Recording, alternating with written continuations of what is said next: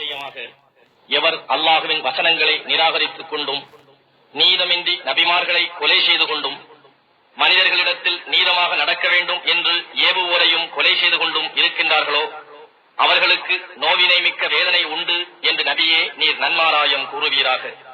அவர்கள் புரிந்த செயல்கள் இம்மையிலும் மறுமையிலும் பயனற்றவையாக அழிந்து விட்டன. இன்னும் அவர்களுக்கு உதவியாளர்கள் எவரும் இலர். வேதத்தில் ஒரு பாகம் கொடுக்கப்பட்டவர்களாம் யூதர்களை நீர் கவனிக்கவில்லையா? அவர்களிடையே ஏற்பட்ட விவகாரத்தை பற்றி அல்லாஹ்வின் வேதத்தை கொண்டு தீர்ப்பளிக்க அவர்கள் அழைக்கப்பட்டார்கள். ஆனால் அவர்களில் ஒரு பிரிவார் இதை புறக்கணித்து விலகிக் கொண்டனர். இதற்கு காரணம் எண்ணி கணக்கிடப்பட்ட சில நாட்களே தவிர நரக நெருப்பு எப்போதைக்கும் எங்களை தீண்டாது என்று அவர்கள் கூறிக்கொண்டிருப்பதுதான். இது தவிர அவர்கள் தம் மார்க்க விஷயத்தில் பொய்யாக கற்பனை செய்து கூறி வந்ததும் அவர்களை ஏமாற்றிவிட்டது. சந்தேகமில்லாத அந்த இறுதி நாளில் அவர்களையெல்லாம் ஒன்று சேர்த்து ஒவ்வொரு ஆத்மாவுக்கும் அது சம்பாதித்ததற்கு உரியதை முழுமையாக கொடுக்கப்படும் போது அவர்களுடைய நிலை எப்படி இருக்கும்? அவர்களும் தம் வினைகளுக்கு உரிய பலன் பெறுவதில் அநியாயம் செய்யப்பட மாட்டார்கள்.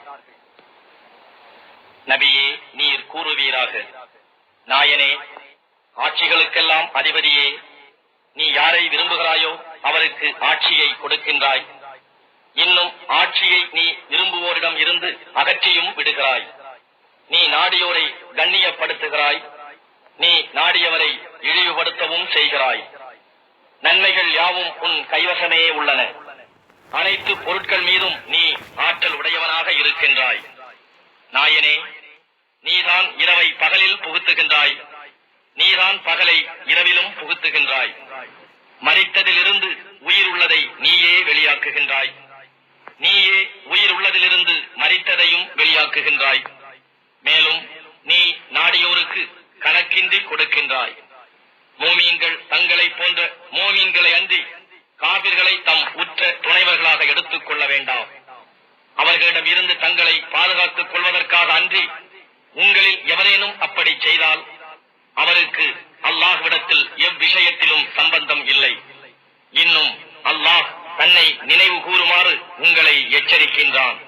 மேலும் அல்லாஹ்விடமே நீங்கள் மீள வேண்டியதிருக்கிறது.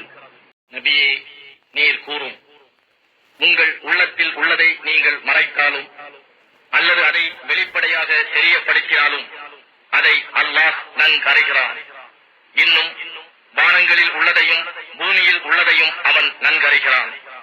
அல்லாஹ் அனைத்து பொருட்கள் மீதும் ஆற்றல் உடையவன் ஆவான். ஒவ்வொரு ஆத்மாவும் தான் செய்த நன்மைகளும் இன்னும் தான் செய்த தீமைகளும் அந்த தீர்ப்பு நாளில் தன்முன் கொண்டு வரப்பட்டதும் அது தான் செய்த தீமைக்கும் தனக்கும் இடையே வெகு தூரம் இருக்க வேண்டுமே என்று விரும்பும். அல்லாஹ் தன்னையே நினைவு கூறுமாறு உங்களை எச்சரிக்கின்றான். இன்னும் அல்லாஹ் தன் அடியார்கள் மீது மிக்க பரிவும் கருணையும் உடையவனாக இருக்கின்றான்.